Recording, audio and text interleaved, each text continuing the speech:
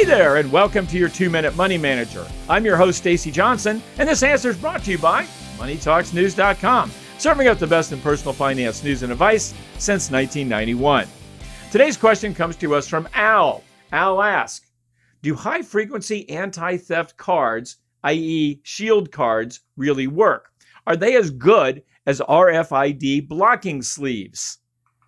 Guys, hip to this drift? Let me explain a little bit. Imagine a pickpocket so skilled that they can steal your credit cards from a few feet away without you feeling a thing.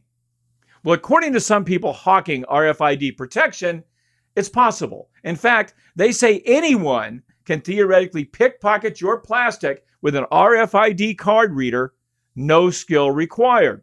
That's because some credit cards are continually broadcasting information.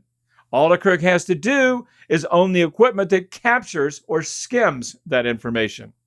Now, protecting you against RFID theft has become a big business with products like backpacks, wallets, sleeves, shield cards. All this stuff is designed to protect your RFID cards from being skimmed.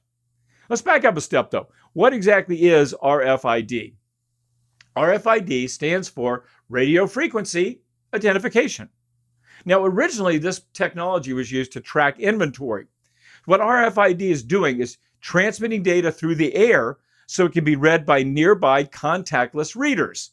The technology has since been used in credit cards, obviously, but also passports, driver's licenses, and more stuff, although it's more prevalent on European credit cards than it is American ones. Now, here's an important question. Is RFID the same as a chip card? No. Credit cards with digital chips are called EMV. That's short for the companies that developed them, Europay, MasterCard, and Visa. These are not the same things as RFID cards. Note, you can use an EMV card. To use an EMV card, you have to slide it into some slot to a reader, right? Whereas an RFID card, all you have to do is get your credit card close to the reader. Now, to see if you've got an RFID card, look for little radio waves on the card. You know, the same sort of symbol you see on your smartphone or on your computer when you're hooked up to Wi-Fi, those little concentric circles. Or look for that on your credit card, then you'll know if you've got an RFID card. Now, while credit cards with chips are ubiquitous, I bet you have some in your pocket right now, RFID cards are much more rare. Now, is RFID as dangerous as they say it is? RFID blocking products are a textbook example of the expression, fear sells. While millions of us have been subjected to credit card and ID theft, I did a search online today and I couldn't find a single example of credit card theft by RFID skimming. Now, why would that be? Well, there are good reasons. First, although RFID cards may be transmitting information, that information is likely to be encrypted, so it's unusable. More to the point, it's much easier for a crook to go online and buy hundreds of credit card numbers stolen in a data breach than it is to brush up against individual people in hopes that they might have an RFID-enabled card in their pocket. So in short, when it comes to credit card and ID theft, RFID skimming is really probably the least of your worries.